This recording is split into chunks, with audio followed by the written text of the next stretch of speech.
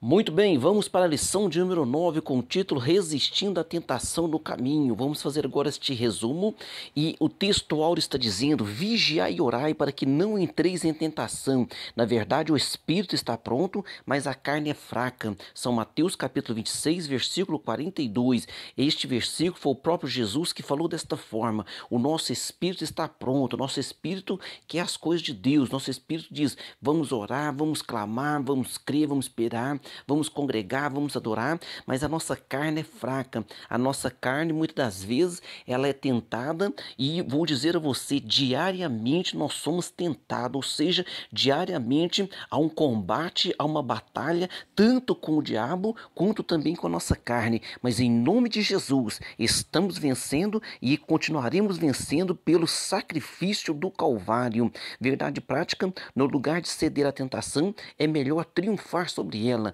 O hino da nossa harpa cristã 75 diz assim, ó: tentado não ceda, ceder é pecar. Então, ser tentado não é pecado, ser tentado. O pecado é ceder à tentação. Então, aqui está a leitura bíblica nossa em classe, que se encontra em São Mateus capítulo 4, do versículo 1 ao versículo de número 11, nos contando aqui a história do Senhor Jesus Cristo, quando ele é batizado no Rio Jordão ali pelo seu primo João Batista. Assim que ele é batizado, a voz do Deus Pai brada dos céus, dizendo: este é o meu filho amado, em que eu tenho comprazido, em que eu tenho prazer. E aí logo em seguida, ele é conduzido pelo Espírito Santo ao deserto para ser tentado, para ser provado.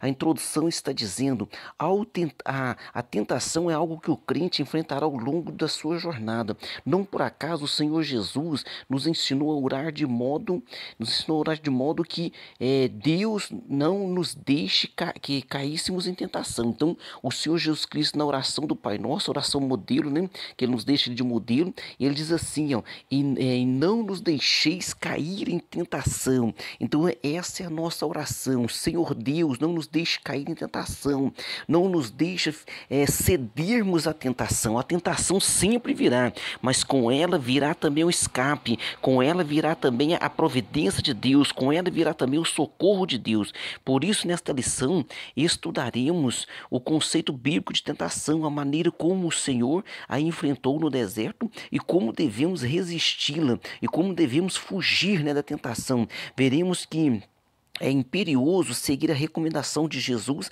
a respeito de vigiar e orar para não cedermos à tentação ao longo da caminhada. Então é a leitura que nós acabamos de fazer: vigiar e orar. Por quê? O espírito está pronto, mas a carne ela é fraca. Então nós temos que ter sempre este cuidado, viu? Tem pessoas que às vezes não respeitam a fraqueza da carne e ela própria se coloca em perigo. Não, porque eu sou crente, porque eu sou isso, porque eu sou aquilo, e porque eu venço isso, venço aquilo. Meu querido, nós só vencemos pela misericórdia de Deus. Nós não podemos nos colocar em perigo. Parte primeira aqui da lição: a tentação e a sua esfera humana. No item 1, conceito bíblico de tentação. O conceito bíblico. Na Bíblia, 3 palavras aparecem para conceituar tentação. A primeira é a palavra hebraica, massá, que significa teste, provação. Então o Senhor faz o quê? O Senhor, ele nos dá um teste. Ele nos dá um teste, e neste teste, quando o teste vem de Deus, nós chamamos de provação. Agora, quando nós mesmos produzimos algo contra nós chamamos de tentação, para ficar mais claro, né? Então, no Salmo 95, versículo 8, diz assim, ó: não endureçais o vosso coração, como em Meribá e como no dia da tentação no deserto, ou seja, como no dia da provação no deserto. E quantas vezes nós passamos a provação no deserto? Será que nós estamos louvando o nome do Senhor? Será que nós estamos resistindo a essa tentação, a essa prova? A segunda e a terceira palavras são gregas, respectivamente. Então, essas palavras são peirasmos, que significa teste, prova, aparecendo 25 vezes no Novo Testamento. Então essa aqui tem o sentido de prova, e ela aparece 25 vezes no Novo Testamento. Diz assim, ó, servindo ao Senhor com toda humildade e com muitas lágrimas e tentações que pela cilada dos judeus me sobrevieram. Então, o Paulo está dizendo, deixando claro, né? Essas provações foram provocadas por homens que não têm a graça de Deus, homens ardis. Então, Satanás prova, e também homens, né, que têm a mente de Satanás, homens que são conduzidos pelo intento de Satanás também também causam dissabores em nossa vida para provações. Nós temos que tomar muito cuidado com isso.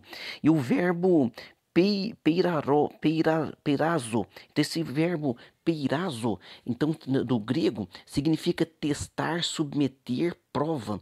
Então essa prova, essa palavra já aparece 36 vezes no Novo Testamento, esta palavra. Então o Senhor é o Senhor que nos prova. Diz assim em Gálatas 6, versículo 1, irmãos, se algum homem chegar a ser surpreendido em alguma ofensa, vós que sois espirituais, encaminhai tal com espírito de mansidão, olhando por si mesmo, para que não sejais também tentados. Ou seja, tem alguém passando uma prova, tem alguém passando uma luta, tem alguém passando às vezes até sofrendo uma tentação, né?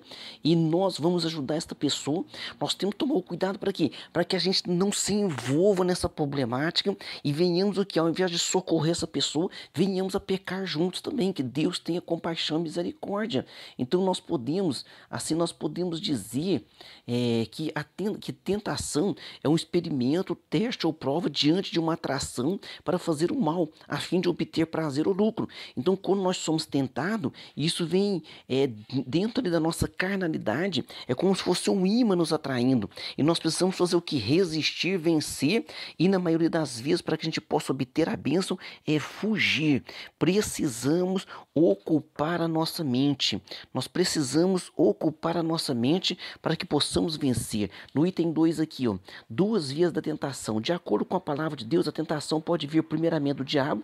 Nós vemos lá o caso, né, de Eva lá no Jardim do Éden, e também de dentro do ser humano. A tentação também, ela pode vir de dentro de nós mesmos. Tiago diz assim, ó, mas cada um é tentado quando atraído e engodado pela sua própria concupiscência. Ou seja, nós somos tentados, esse sentido de tentar aqui já não é a prova de Deus, não é a aprovação que Deus dá, não. Isso aqui é a tentação mesmo, que dentro de nós ela fica ali borbulhando, ou fica ali à espreita, esperando uma oportunidade. Diz assim, ó, depois de havendo a concupiscência concebido, ou seja, o seu pensamento pensou aquilo, dá à luz o pecado, ou seja, gera o pecado, e o pecado sendo consumado gera a morte. Então é dentro da nossa mente que começa a se instalar o pecado. Nós jamais vamos pecar sem antes olhar, sem antes cobiçar, sem antes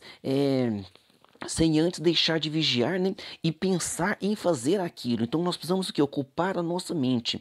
Ela tem origem no diabo, quando o seu objetivo, semelhante, né, ao que aconteceu com o Senhor Jesus Cristo, é de desviar-nos da rota da nossa missão. Então o inimigo, ele quer desviar você da rota. Já a tentação que nasce dentro de nós, dentro do ser humano, tem a ver com os vícios da alma. Então a alma, ela tem prazer nos vícios do mundo. A alma é o seguinte: quando você está adorando a Deus, glorificando a Deus, a alma está ali alegre, né? A série das emoções, coisa maravilhosa, é adorar, é ouvir a palavra, é glorificar, é chorar. Mas quando você vai para o lado do vício e comete as coisas que são da carne, a alma também se alegra com as coisas da carne. E depois, quando você vai dormir, a sua mente, o seu espírito dentro de você diz: você desagradou a Deus, e aquilo traz um tormento muito grande. Por isso tem que haver o quê? Um arrependimento, uma reconciliação com o nosso Deus. Então, nós, no lugar de dar primazia ao fruto do Espírito, a pessoa acaba cedendo às tentações, entregando-nos à atração e ao engodo e ao deleite da concupiscência da carne. Ambas essas vias, né, tanto o diabo como a carne, ambas essas vias da tentação se processam na esfera humana, No item 3 aqui, da primeira parte, tentação, fenômeno humano. Então a tentação é um fenômeno humano. Na epístola de Tiago está escrito: ninguém sendo tentado diga, de Deus sou tentado, porque Deus não pode ser tentado pelo mal, e a ninguém ele tenta. Então quando você fala assim: mas pastor, Deus não prova as pessoas? Sim, está lá Deus provando Abraão. Abraão, me ofereça o teu único filho. E isso é uma prova, isso é provação. Agora, a tentação, aquela, né, que a pessoa cobiça, que a pessoa envereda para o pecado, essa jamais é trazida por Deus. Olha 1 Pedro capítulo 1, versículo 7, diz assim, ó, para que a prova da vossa fé, então Deus, por que ele prova a nossa fé? Isso é prova, isso não é tentação, para que a prova da vossa fé, muito mais preciosa que o ouro que perece e é provado pelo fogo, se ache em louvor e honra e glória para a revelação do nosso Senhor Jesus Cristo. Então a prova, a fé nossa, ela tem que ser enriquecida, ela tem que ser aperfeiçoada. Então isso é uma prova que Deus traz a nós para quê? Para que nós possamos nos chegar mais perto dele. Então a prova de Deus nos aproxima dele, a tentação nos faz ir para longe de Deus. A tentação nos leva para longe e a prova nos leva para perto. Então o que você está sofrendo hoje, eu peço a Deus para que seja apenas uma provação e que você se aproxime de Deus e seja abençoado. Agora, se for uma tentação, eu repreendo em nome de Jesus e te abençoo em nome de Jesus e você vencerá em nome do Senhor Jesus. Então é verdade que há a provação que vem da parte de Deus, né, para aperfeiçoar o caráter nosso, do crente. Contudo, o teste que incita ao mal não vem de Deus, ou seja, as ações que evidenciam uma vida dominada pelas paixões carnais são de inteira responsabilidade humana. Aí é uma responsabilidade humana. O fulano não resistiu e caiu em tentação. Deus tentou. Não, Deus não tentou ele dessa forma, de forma alguma, viu? O Senhor Jesus Cristo deixa claro aqui em São Mateus 5, versículo 28. Olha, eu, porém, vos digo que qualquer que atentar numa mulher para cobiçar, já em seu coração cometeu adultério com ela. Alguém fala, mas pastor, se olhar para uma mulher e cobiçar ela, é pecado? Sim, é pecado. Já cometeu adultério com ela? Sim, Jesus disse isso. O que eu devo fazer? Devo ocupar minha mente com as coisas de Deus, eu devo tirar meu olhar da tentação.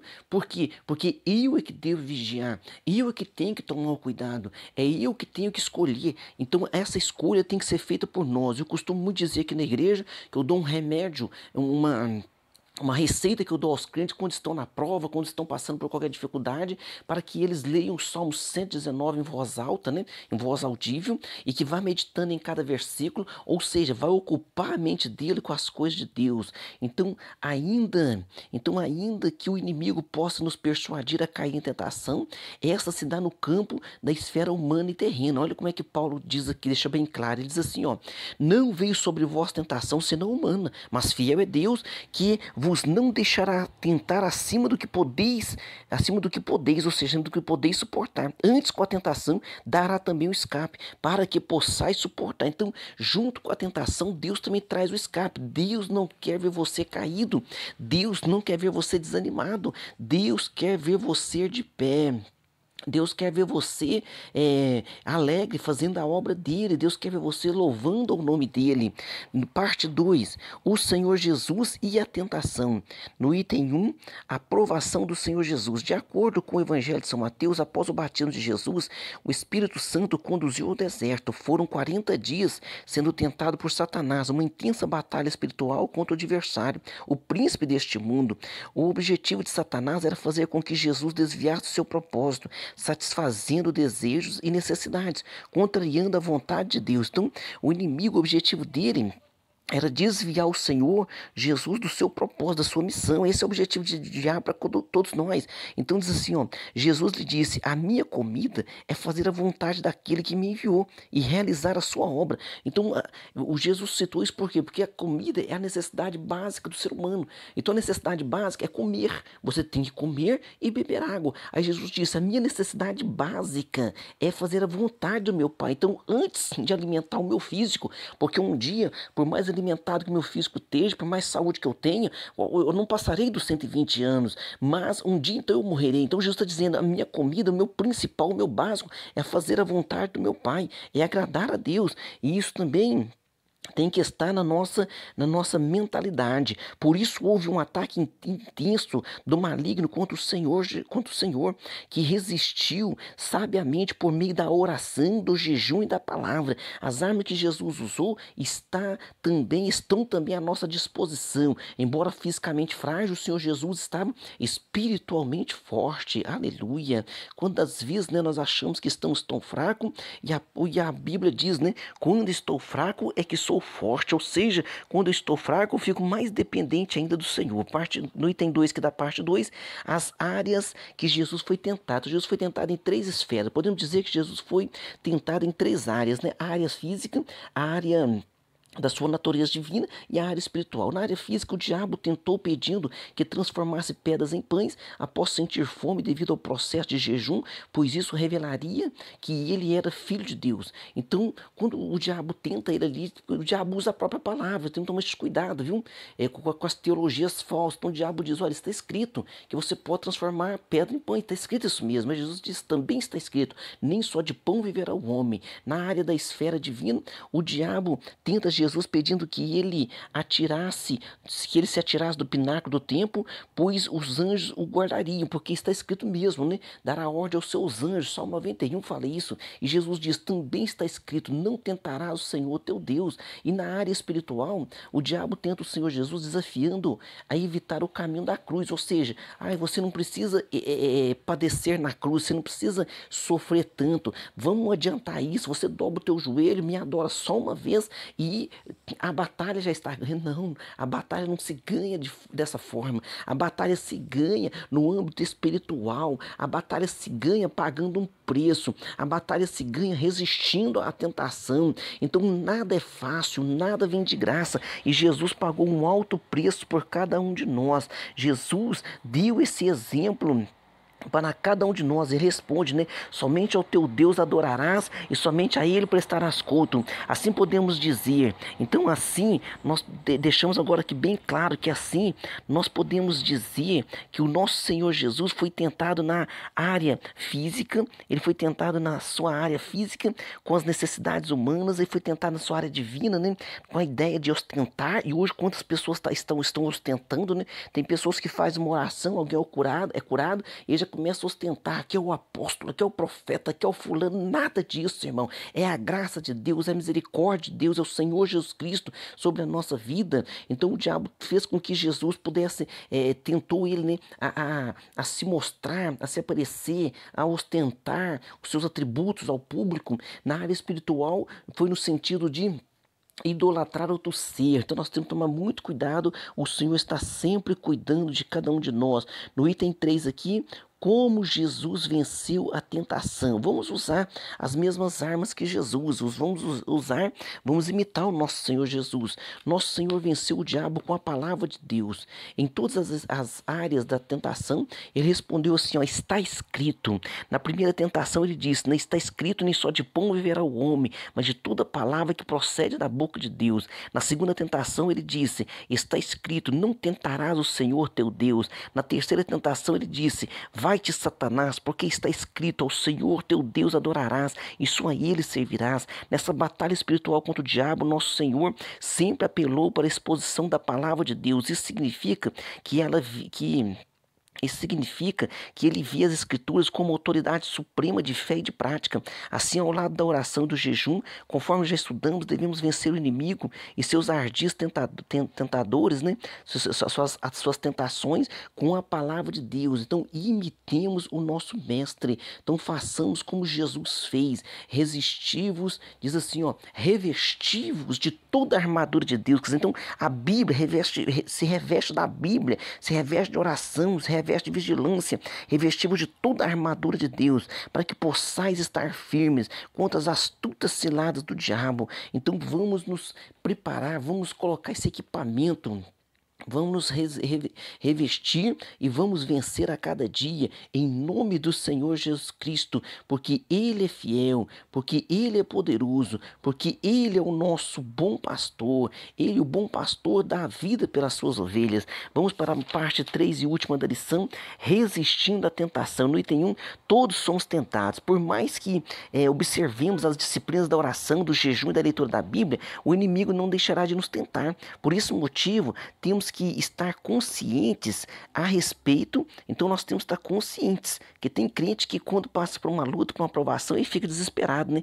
Temos que estar conscientes a respeito, visto que vivemos em uma cultura pós-moderna. Então a cultura que nós vivemos hoje, ela está muito mais ainda atrelada ao mundanismo. Então é por meio dos artistas, escritores, filósofos, até mesmo teólogos, a teologia. Até hoje a teologia, tem pessoas que dizem assim, Eu comecei a fazer teologia e descobri que eu não preciso mais ir para a igreja. Gente, que teologia é essa? Que teologia é essa que afasta a pessoa da casa de Deus? Que teologia é essa que a pessoa aprende, ele vira um super Bíblia e não precisa ir mais para a igreja? Ou seja, se ele entendeu tanto, se ele sabe tanto, nós precisamos dele na igreja, ensinando a nós então, hein? Ensinando a cada um de nós. Então nós temos que tomar este cuidado, e como que o inimigo tem agido de forma... Ele tem agido de forma sorrateira, tentam naturalizar o relativismo, né? Ou seja, a Bíblia, quantos anos a Bíblia foi escrita e ela é perfeita, ela é ideal, e as pessoas dizem, não, tal coisa é para aquele tempo, não é para o nosso tempo, então tomemos muito cuidado. Então eles procuram que moldar conforme seus costumes mundanos. Diante disso, somos encorajados pelas Escrituras a assumir uma postura diante de Cristo e não nos conformar com este mundo. Então a Bíblia diz, né? Não vos conformeis com este mundo, mas não vos conformeis com este mundo, mas procurarmos aqui uma renovação da nossa mente, para que nós possamos experimentar qual seja a boa, santa e perfeita vontade de Deus. Diz assim no item 2 agora, rejeite a tentação. No item 2, rejeite a tentação. Há uma célebre frase, né, do Martinho Lutero que diz assim, você não pode impedir que os pássaros voem sobre a sua cabeça, mas pode impedir que eles se instalem com seus ninhos. Ou seja, você não pode impedir que os passarinhos passem sobre a sua cabeça, mas você pode impedir que eles coloquem um ninho sobre a sua cabeça. Ou seja, às vezes passa um pensamento errado na tua cabeça, mas você não pode alimentar aquele pensamento. Pensamento mundano, errado, às vezes realmente passa em nossa mente, que nós somos humanos, mas nós temos que repreendê-lo e ocupar a nossa mente com as coisas de Deus. Embora não seja um versículo, essa frase, né, ela deixa claro e nos dá aqui o exemplo daquilo que José passou. Diz assim, ó, e ela, a mulher de Potifar, pegou pela sua veste, ou seja, ela estava querendo forçar aquele moço a uma situação, ao José naquela situação, e ela pega na sua veste dizendo, deita-te comigo. Olha só a tentação que aquele moço sofreu. E aquele moço agora diz assim, e ele deixou a sua veste na mão dela e fugiu e saiu para fora.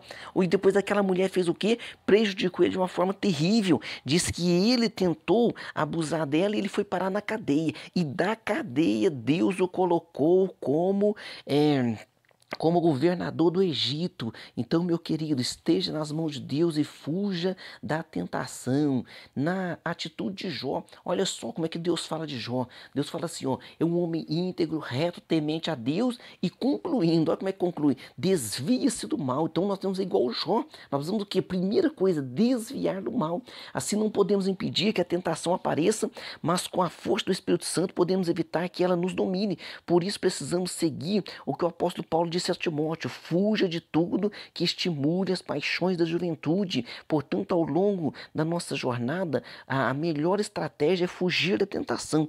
Essa sempre será a melhor estratégia. Tem crente, né, que não vigia, não, porque eu sou crente, eu sou salvo, é porque nada me atinge, eu vou naquele lugar, vou naquele outro lugar. Cuidado, cuidado, há lugares que Deus não quer que os seus pés vão, não, que vá lá a sua oração, não os seus pés. No item 3 aqui, arrependa-se, arrependa-se.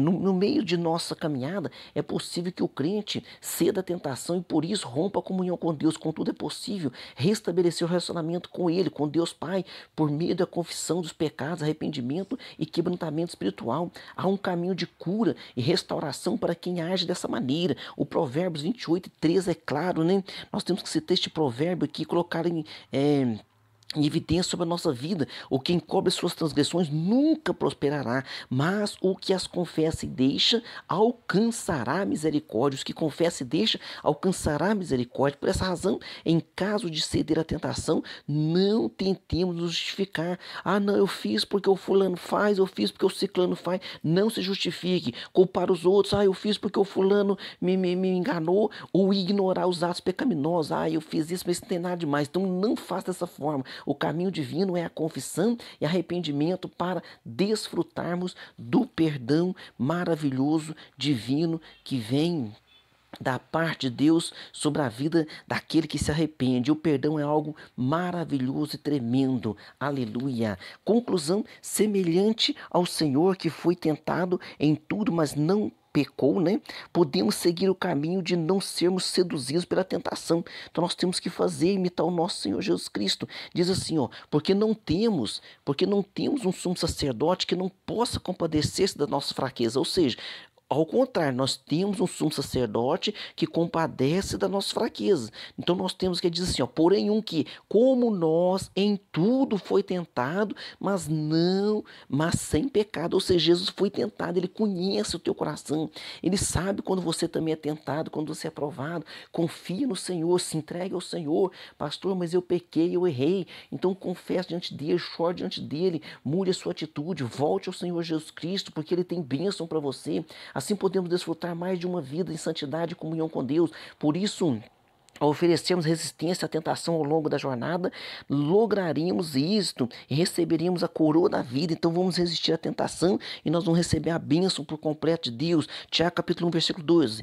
Bem-aventurado o varão que sofre a tentação, ou seja, é feliz a pessoa que é tentada, porque se ele está sendo tentado, é porque naquilo ele não caiu ainda, então ele está sendo tentado, ele não está naquele lamaçal, ele está sendo tentado aí pelo lamaçal, porque quando for provado, receberá a coroa da vida, o qual o Senhor tem prometido aos que o amam. Deus seja louvado. Deus está nos aguardando com esta coroa da vida. Deus está nos aguardando com o seu galardão maravilhoso. Aleluia. Vamos agora para nossas perguntas. Número 1, de acordo com a lição, como podemos conceituar tentação? É a tentação que é um teste, um experimento, um teste, uma prova diante da atração para fazer o mal, a fim de obter prazer ou lucro. Então essa é a tentação.